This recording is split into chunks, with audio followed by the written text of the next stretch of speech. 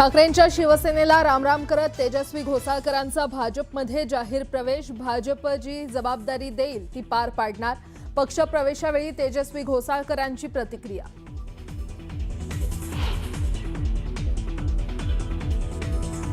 मुख्यमंत्री आज सातारा दौऱ्यावर। मुख्यमंत्र्यांच्या हस्ते आज साताऱ्यात अहिल्यादेवी होळकरांच्या अश्वारूढ पुतळ्याचं होणार लोकार्पण।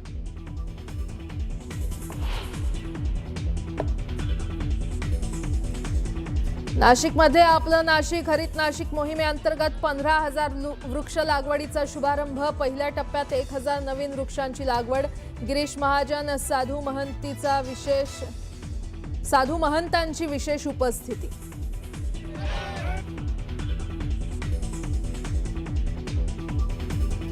राज्यातील 29 महापालिका निवडणुका एकाच टप्प्यात होणार। लवकरच निवडणुकांची घोषणा होणार असून आचारसंहिता लागण्याची शक्यता। वरिष्ठ सूत्रांची न्यूज 18 लोकमतला माहिती।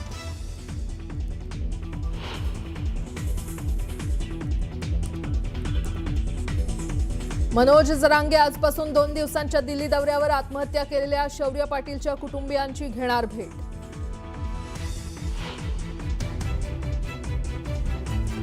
खेडच्या राजगुरुनगरमध्ये खासगी क्लासमध्ये अल्पवयीन मुलावरच चाकू हल्ला।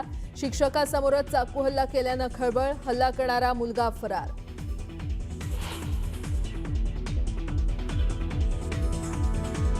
पिंपरीत दुचाकीला कारचा धक्का लागल्यानं वादातून कारमधील महिलेवर दुचाकीस्वार तरुणांचा हल्ला। हल्ल्यात महिलेच्या डोळ्याला गंभीर दुखापत। आणि मुंबईजवळच्या मीरा रोडमध्ये पोलिसांची मोठी कारवाई। पोलिसांकडून ड्रग्सच्या फॅक्टरीचा पर्दाफाश। 150 ते 200 कोटींचे ड्रग्ज जप्त। दिल्ली एनसीआर मध्ये प्रदूषणामुळे नागरिकांचे हाल होत आहेत।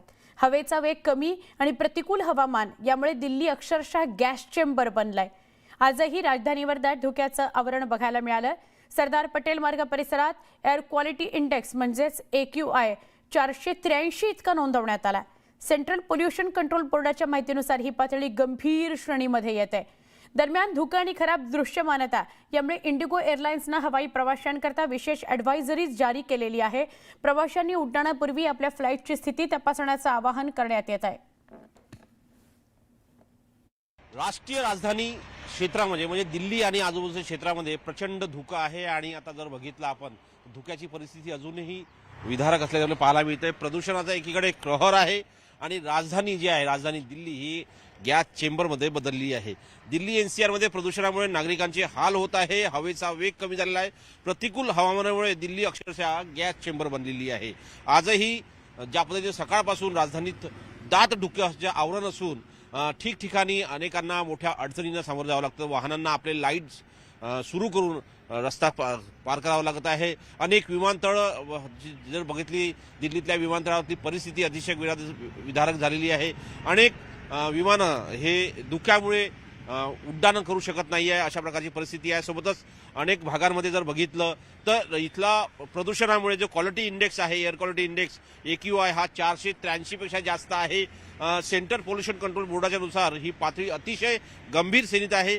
धुक्या आणि खराब दृश्यतेमुळे अनेक एअरलाइन्स देखील उशिरा धावत आहे आणि उशिरा उडत आहे। खास करून विशेष ॲडव्हायझरी जारी करण्यात आलेली आहे की सर्वसामान्य नागरिकांनी ज्यांना श्वासोच्छवासाचा त्रास होतो त्यांनी मास्क घालावं अशा प्रकारची परिस्थिती आपल्याला पाहायला मिळते। सध्या मी इंडिया गेट परिसरामध्ये आहे आणि इंडिया गेट परिसरामध्ये याच प्रकारे आपल्याला परिस्थिती पाहायला मिळत आहे। वाहनांची जरी रेलसेल सुरू असेल तर पण अनेकांना आपलं लाईट लावून वाहनांचे दिवे लावून त्यांना प्रवास करावा लागत आहे। नवी दिल्लीहून व्हिडिओ जर्नलिस्ट हरीशसह प्रशांत नामदार, न्यूज 18 लोकमत।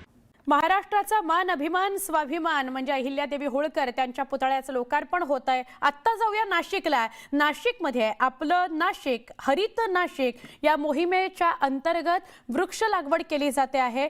15,000 वृक्ष लावले जाणार आहेत। साधू महंत मंत्री गिरीश महाजन यांच्या सोबत आहे आणि वृक्ष लागवडीचा कार्यक्रम सुरू झालेला आहे। पहिल्या टप्प्यात वृक्ष लागवड होते आहे। एकूण 15,000 वृक्ष लावली जाणार आहेत या मोहिमेअंतर्गत, पण त्यातला पहिला टप्पा जो आता आपण बघतोय तिकडे तपोवनामधली वृक्षतोड करायची, पण त्या आधीच वृक्ष लागवड करायची। त्या मोहिमेचा शुभारंभ आज पहिला टप्पा बघायला मिळतोय।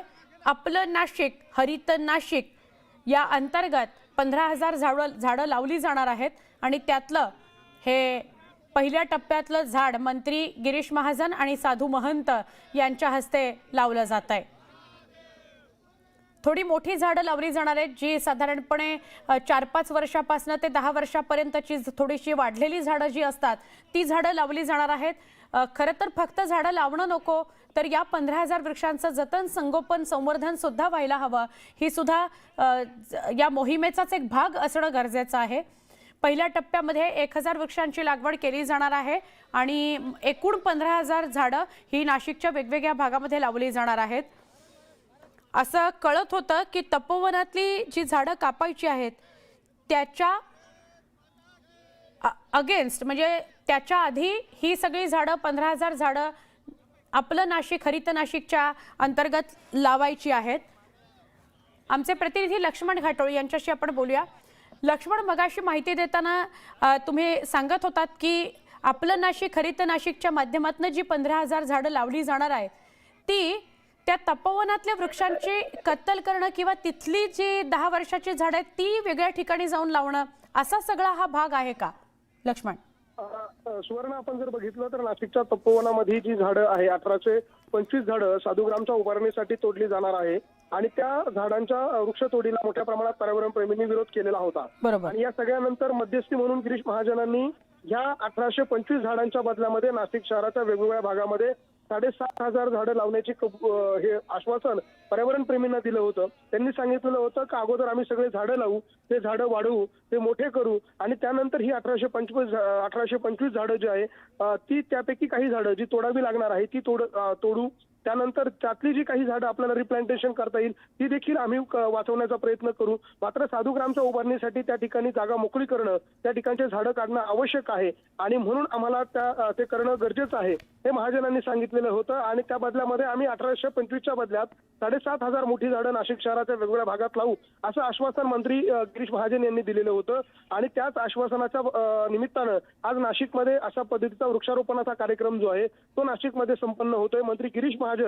यांच्या या सगळ्या पुढाकारानंतर नाशिकमधल्या वेगवेगळ्या आखाड्यांचे साधू महंत, त्र्यंबकेश्वर मधील वेगवेगळ्या आखाड्यांचे साधू महंत, नाशिक महानगरपालिकेचे अधिकारी, त्याचबरोबर कुंभमेळा आयुक्त आणि वेगवेगळ्या विभागांचे सगळे प्रशासकीय अधिकारी जे आहे त्यांच्या उपस्थितीमध्ये नाशिकमध्ये हा वृक्षारोपणाचा कार्यक्रम जो आहे तो संपन्न होताना आपल्याला पाहायला मिळतोय। आज पहिल्या दिवशी साधारणतः 1,000 झाडं जी आहे ती लावली जाणार आहे आणि त्यानंतर नाशिक शहराच्या वेगवेगळ्या भागामध्ये 6,500 झाडं जी आहे ती लावली जाणार आहे। अशा प्रकारे एकूण 7,500 झाडं जी आहे ती पहिल्या टप्प्यात आणि त्यानंतर पुन्हा 7,500 अशी 15,000 झाडं नाशिकच्या वेगवेगळ्या भागामध्ये लावण्याचा संकल्प मंत्री महाजन यांनी केलेला होता। कारण ह्या वृक्षारोपणाच्या अगोदर या सगळ्याच्या अगोदर सिंहस्थ कुंभमेळा होतोय आणि या सिंहस्थ कुंभमेळ्यासाठी नाशिकमध्ये साधुग्रामची उभारणी करावी लागणार आहे आणि त्यासाठी गेल्या कुंभमेळ्यानंतर जी काही झाडं त्या ठिकाणी उभी राहिली त्या गेल्या वेळेचा कुंभमेळा झाल्यानंतर जी काही झाडं त्या ठिकाणी लावण्यात आली ती झाडं आता काढण्याची वेळ प्रशासनावर आलेली आहे आणि ती झाडं काढायला नाशिकमधल्या पर्यावरण प्रेमीचा प्रचंड विरोध आहे। हा विरोध केवळ नाशिकपुरता मर्यादित राहिलेला नव्हता तर हा विरोध जो आहे तो राज्य पातळीवर गेला होता। यामध्ये काही सिने अभिनेते असेल, सिने अभिनेत्री असतील त्यांनी देखील यामध्ये ही वृक्षतोड करू नये अशा प्रकारची भूमिका घेतली होती।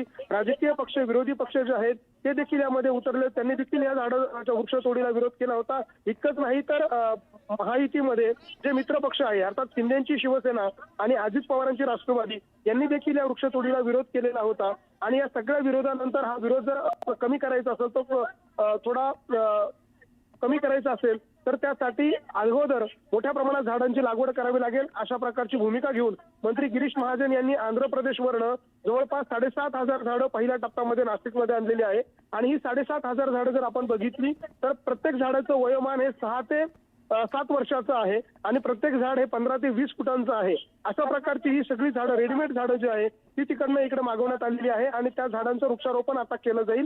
साधारणतः ही झाडं वाढण्यासाठी 3 ते 4 महिन्याचा अर्थात ही झाडं जमिनीमध्ये लावल्यानंतर ती उगवण्यासाठी ती मूळ रूपामध्ये येण्यासाठी 3-4 महिन्याचा वेळ जाऊ शकतो आणि त्यानंतर ही झाडं ज्या वेळेला जगतील त्यावेळेला त्या ठिकाणी असलेल्या तपोवनातली झाडं जी आहे ती तोडण्याचा प्रस्ताव जो आहे तो नाशिक महानगरपालिकेचा आहे आणि त्या अनुषंगाने आज नाशिकमध्ये हा जो वृक्ष प्रेमींच्या उपस्थितीमध्ये हा झाडं लावण्याचा कार्यक्रम जो आहे, वृक्षारोपणाचा जो कार्यक्रम आहे तो या ठिकाणी संपन्न होतोय।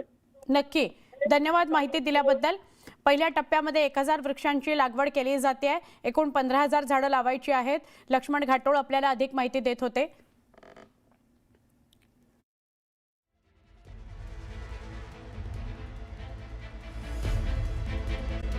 उपमुख्यमंत्री एकनाथ शिंदे यांच्या कार्यकाळात वाटप झालेले सगळे कुणबी प्रमाणपत्र बोगस असल्याचं म्हणत ओबीसी आंदोलक नवनाथ वाघमारे यांनी जरांगेंवर टीका केली आहे. खरं तर मराठवाड्यामध्ये कुणीच कुणबी नाही, मात्र बिंडूक जरांगे यांच्या आंदोलनाच्या दबावामुळे कुणबी प्रमाणपत्राचे वाटप केले गेले. जरांगे यांनी गाव पातळीवर समित्या नेमण्याच्या मागणीलाही वाघमारे यांनी विरोध केलेला आहे. त्याचबरोबर स्वतःचं अस्तित्व टिकवण्याकरता जरांगे मुंबईत पुन्हा आंदोलन त्यांनी केलं. मात्र सरकारनं आता जरांगे यांची बंद पडलेली SIT चौकशी पुन्हा सुरू करावी अशी मागणी वाघमारे यांनी केली आहे. तत्कालीन मुख्यमंत्री एकनाथ शिंदेच्या आदेशानं दादागिरी करून हे सगळे अधिकाऱ्यांना प्रेशर करून कुणबी प्रमाणपत्र वाटप करण्यात आले. कारण की पूर्ण हाताने खाडाखोड केलेल्या नोंदी होत्या. हाताने खाडाखोड करून बोगस नोंदी मार्फत हे प्रमाणपत्र वाटप झालेत. त्यामुळं मराठवाड्यात कोणीही कुणबी नाही, मराठवाड्यात मराठा समाज कुणबीमध्ये येऊ शकत नाही. जालन्यामधल्या आणि बीड मधल्या त्यात ओरिजिनल बोगस कुणबी प्रमाणपत्र आहेत. जरांगेच्या दबावापोटी बीडमध्ये बजरंग सोनवणे असतील, हे जे गुंड प्रवृत्तीचे आमदार खासदार यांच्या दबावापोटी काढलेले कुणबी प्रमाणपत्र येतं. याला आम्ही आव्हान देणार आहोत.